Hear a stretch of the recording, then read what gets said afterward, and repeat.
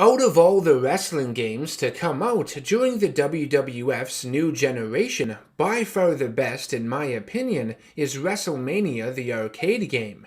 During the mid-1990s, the World Wrestling Federation was floundering.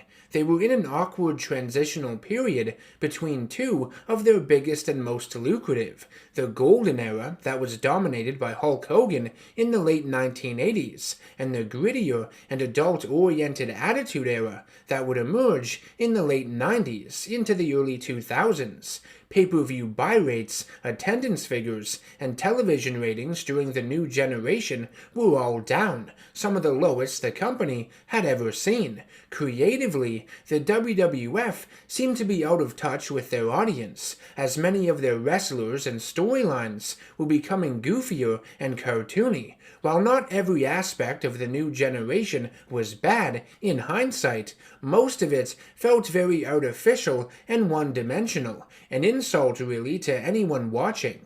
In 1995, we saw the release of WrestleMania the arcade game, which admittingly did share a lot of the same over-the-top and exaggerated elements found within the WWF product at the time. But honestly, it's one of the better wrestling games of the 2D era, even though it leans more on the fast-paced arcade style of things and less on simulation.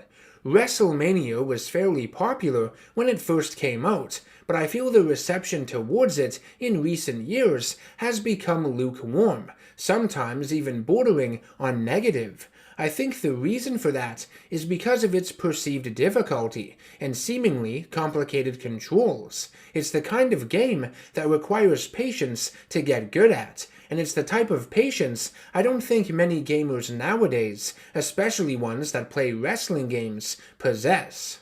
WrestleMania the arcade game was developed by Midway, and its fast-paced action was heavily inspired by their successful Mortal Kombat series. WrestleMania feels a lot more like a fighting game than it does a wrestling one.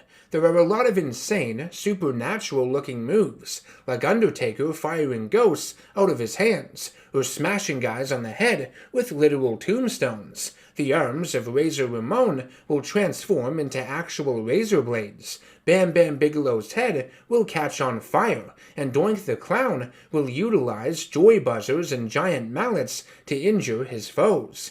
Wrestlers also bleed objects associated with their in-ring gimmicks, like HBK bleeding hearts, Undertaker bleeding bones, Razor Ramon chains, and the larger competitors like Yokozuna bleeding fish or turkey legs. Get it? Because they're fat.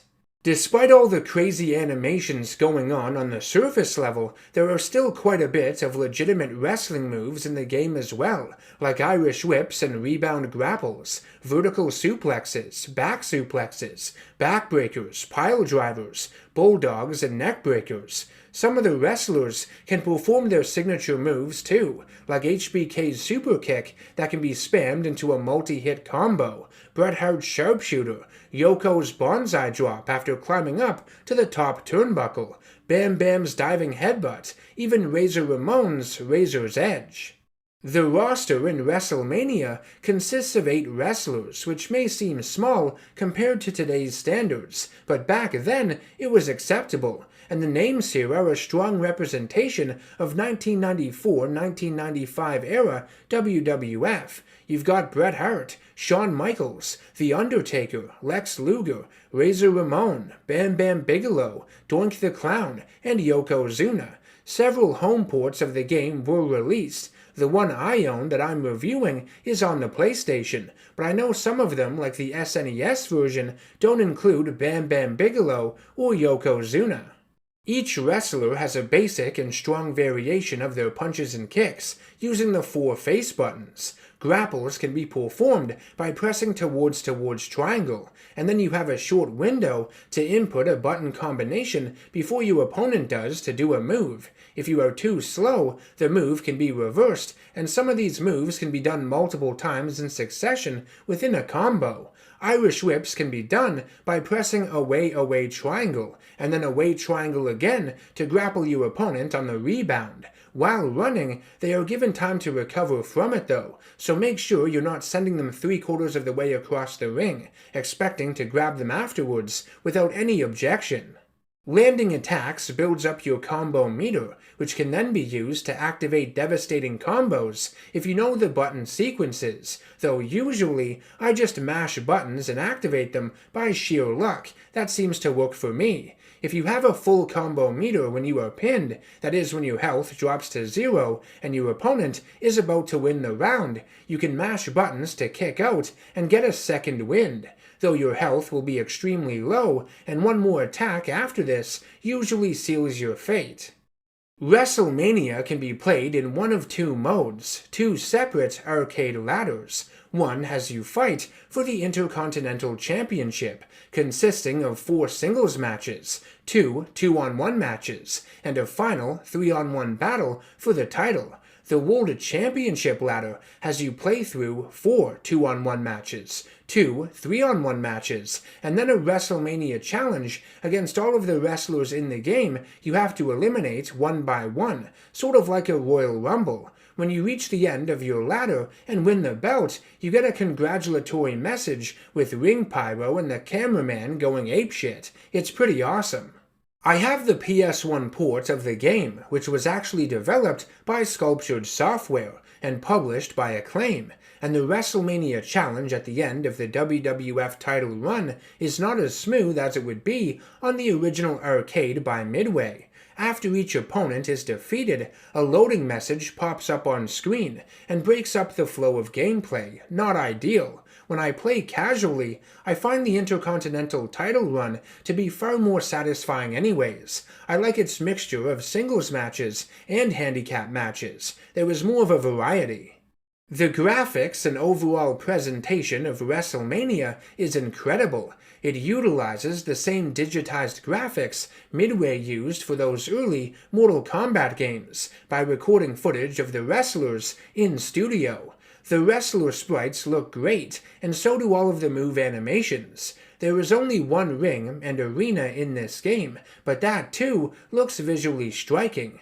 The crowd is energetic, waving their arms around. The ring ropes are the classic red, white, and blue the WWF were still using at the time.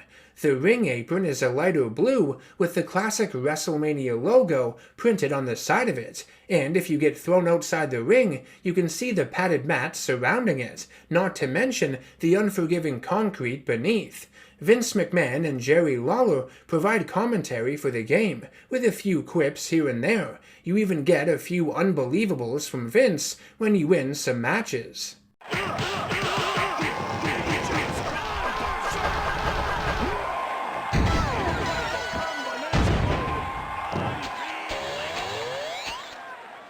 WrestleMania, the arcade game, would get a follow-up in the form of WWF In Your House, released for the PlayStation, Sega Saturn, and DOS in late 1996. It gets its name from the smaller 2-hour pay-per-views the WWF offered throughout the late 90s, in the months between their bigger shows, Royal Rumble, SummerSlam, Survivor Series, and WrestleMania. In Your House was once again developed by Sculptured Software and published by Acclaim, but this time without any involvement from Midway. Acclaim was also suffering from financial hardship during its development, so the marketing surrounding its release was very limited, which meant it flew under a lot of people's radar, including many gaming journalists at the time. Just like WrestleMania was a solid depiction of the WWF circa 1994-1995, In Your House is a great indicator of the state of their product in 1996. They had just lost some of their big stars to WCW, like Kevin Nash and Scott Hall, and were having a bit of difficulty building new ones that could gain traction against WCW's recently debuted New World Order, a highly popular antagonistic stable that injected some realism, maturity, and grit to the WCW product. The WWF was starting to shift its focus into a more adult direction by the end of 1996, but the cartoonish residue of the new generation was still present, still lingering in the air into 1997. Looking at the roster found in Your House, yeah, it oozes 1996. You've got The Undertaker, Bret Hart, and Shawn Michaels returning from WrestleMania, but a lot of new faces as well enter the fray, like Owen Hart, Ahmed Johnson, Hunter Hearst Helmsley, Vader, Ultimate Warrior, and one of my personal faves, Goldust. There are 10 wrestlers in total here, 2 more than WrestleMania. By the time this game came out, in October of 1996, the roster was already outdated, even more so than usual for these kinds of wrestling games. Ultimate Warrior had been fired that July due to contract disputes with the WWF, never wrestling for them again, and other big names that were gaining prominence on TV by the end of '96, like Stone Cold, Mankind, and Psycho Sid, are also not featured, but factoring in development time for games, it makes sense, and I can't really nitpick here. Just like in WrestleMania, In Your House makes use of digitized graphics for its wrestlers, but the effort put into it by sculptured software is nowhere near as good as it was in the previous game. Some wrestlers seem to have more detail in their sprites than others, and more frames of animation too, which looks weird and inconsistent. I think it's safe to assume that Acclaim's financial issues weighed heavily on this game's production. In Your House looks rushed in some areas, like a lot of corners had to be cut to meet the release date, to shove it out the door and make a quick buck. All of the over-the-top attacks return in Your House. Same goes for the wrestlers' bleeding objects associated with their gimmicks. Once again, there are a great deal of standard wrestling moves that can be performed in the game, as well as iconic signature moves for each wrestler, like the pedigree, curtain call, gorilla press slam, tombstone piledriver, Vader bomb, and Pearl River plunge, among others. There are new finishing moves in the form of super pins, which are supposed to act like Mortal Kombat fatalities. Some of them are entertaining, but I wouldn't call any of them impressive or spectacular. A few of them are really bizarre too, like Bret Hart crushing his opponent with a giant WWF title, okay? Helmsley sucking them up into what I can only assume is a genie lamp. And then you have Vader, who just lands on his foe with an enlarged ass. What in the holy mother of fuck were they smoking?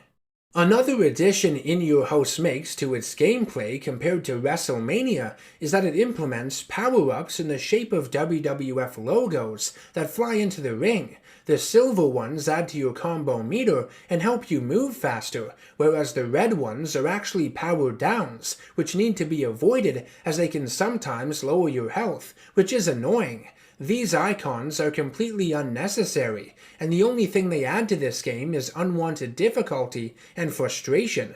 Having to avoid these WWF logos flying all over the place, sometimes even hitting you mid-move, just doesn't mesh well with the fast-paced, arcade-style gameplay that In Your House is going for. You're trying to line up special moves while simultaneously dodging icons scattered throughout the ring. Thankfully, you can turn these stupid power-ups off in the options menu, and honestly, it's the only way I like to play this game. Something else that can make this game challenging at times is that your button inputs don't always register, not as smoothly and consistently as they do in WrestleMania at least. I find myself struggling to land some of the special moves, even when I know the required button presses. The simplest things such as running can be a pain in the ass. You run by pressing light punch and light kick together, square and X, but 9 times out of 10, I find my wrestler just punching thin air instead of running in the direction I want them to. Hitboxes also feel off in Your House as well. Sometimes you have to be right next to them to pull off moves, and even then, you sometimes miss. It can be very picky with where it wants you to stand. In Your House features match commentary by Vince McMahon and Mr. Perfect. Unlike WrestleMania, that only had one arena, this game features several, with each wrestler getting their own personalized and unique ring to fight in. Undertaker has a crypt, Shawn Michaels has the Heartbreak Hotel, Goldust has the lobby of a movie theater, Bret Hart's is the Hart family dungeon. Being the king of hearts, Owen Hart has his own royal court, with playing cards on the walls and giant Slammy awards in the background. Vader's is outside of mine, I think. Ahmed Johnson wrestles in the locker room. British Bulldog in England. Hunter Hearst Helmsley in some sort of aristocratic club, and Ultimate Warriors is in the middle of a desert with other ancient warriors cheering him on. The final bout of any of the 3 game modes you choose to play through also finishes at the In Your House arena, which honestly doesn't look half bad. I like the use of color. The crowd is decent. I wish you could use this one more in the game, or if there was some way to select arenas before matches, that'd be cool. In Your House offers 3 separate game modes. The Intercontinental and World title modes function the exact same way as they did in WrestleMania, with you going through an arcade ladder consisting of singles matches and/or handicap matches on your way to winning championship gold. The WWF Championship ladder ends with a Royal Rumble-like gauntlet against the entire roster in the game, just like in WrestleMania, called the In Your House Challenge. But just like WrestleMania, In Your House has to load each new entrant into the match, which is pretty painful, breaks up the flow of gameplay, and makes this final match of the WWF Championship mode virtually unplayable, in my opinion. The third mode this game offers is the WWF Season, which has you run through the entire roster in a series of singles matches. It's just another arcade ladder and is a season in name alone. It's not like there are any captivating storylines connecting it all together. What do you think this is? The season mode can get a bit repetitive, especially since this game has more wrestlers in it than WrestleMania did. But I don't know, I kind of like it. It's a great way for you to sharpen your skills with a particular character before taking on the harder title modes. And when I pop this game in, it's the go-to mode I usually play.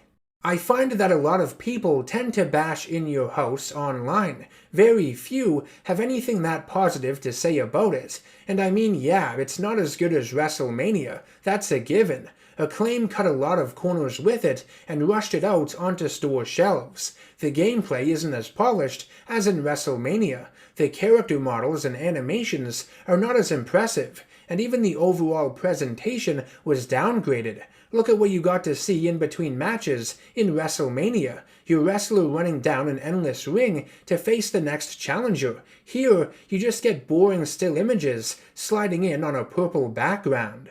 I wouldn't go so far as labeling In Your House as underrated, but I do believe it can still be enjoyable if you're in the right mindset for it. I think In Your House and WrestleMania are good companion pieces for one another, even though they vary a great deal in terms of quality. They are 2 goofy and exaggerated wrestling games that reflect a period in wrestling that was equally colorful and excessive, the new generation. WrestleMania and In Your House were the 2 best new generation WWF games in my opinion. There were others like Royal Rumble, Rage in the Cage, and Raw that were also developed by Sculptured Software and published by Acclaim that were more grounded and simulation-based compared to WrestleMania and In Your House, but I'm honestly not a big fan of them. I don't think their graphical style holds up as well as the 2 games I discussed in this video. They don't look as appealing to me, and the gameplay found in those titles gets really stale really fast. To perform their limited selection of grapple moves, you had to succeed in these constant thumb-blistering button-mashing minigames, which became exhausting. There was button mashing to do the moves in WWF Superstars and WrestleFest, but there, the sequences tend to not last as long, and you have to keep in mind those games were originally designed for a joystick and large buttons you could press with multiple fingers, not a smaller handheld controller, and the games look and play much better anyways. Royal Rumble, Rage in the Cage, and Raw are like the watered-down versions of Superstars and WrestleFest. They lack the same energy and charm those games had. And I know that WWF In Your House dropped the ball in areas, and is not as beloved as WrestleMania the arcade game is. But honestly, it's not as bad as a lot of people make it out to be, and I would much rather play it than any of the other ones on the Super Nintendo or Genesis. By 1996, though, these over-the-top Mortal Kombat-esque wrestling games weren't cutting it anymore. Wrestling fans wanted something different. The video game industry was in major flux, and the era of 2D was abruptly coming to an end. In 1997, the WWF's rival, World Championship Wrestling, who had been dominating the Monday Night Wars, would release 2 games throughout the course of the year, in partnership with THQ, WCW vs. The World, and WCW vs. NWO World Tour, bringing North American wrestling into the third dimension for the very first time. The WWF, still partnered with our buddies at Acclaim, had to go back to the drawing board if they had any hopes of competing with them. The result would be WWF Warzone, but I will talk all about it and its sequel, WWF Attitude, in a future video. I want to thank each and every one of you for watching my review of WrestleMania the arcade game and its sequel, WWF In Your House. I hope you've been enjoying my look back at these wrestling games, and I'd love to hear your thoughts on them down in the comments section below. If you'd like to support the channel and ensure the creation of more content like this, please subscribe, hit that bell icon to be notified of future videos I release, and become a producer over on patreon.com/channelnerdgasm if you can. Any and all support over there goes a long way. Thank you. I will see you all in the next one. Take care, stay safe, and always stay nerdy.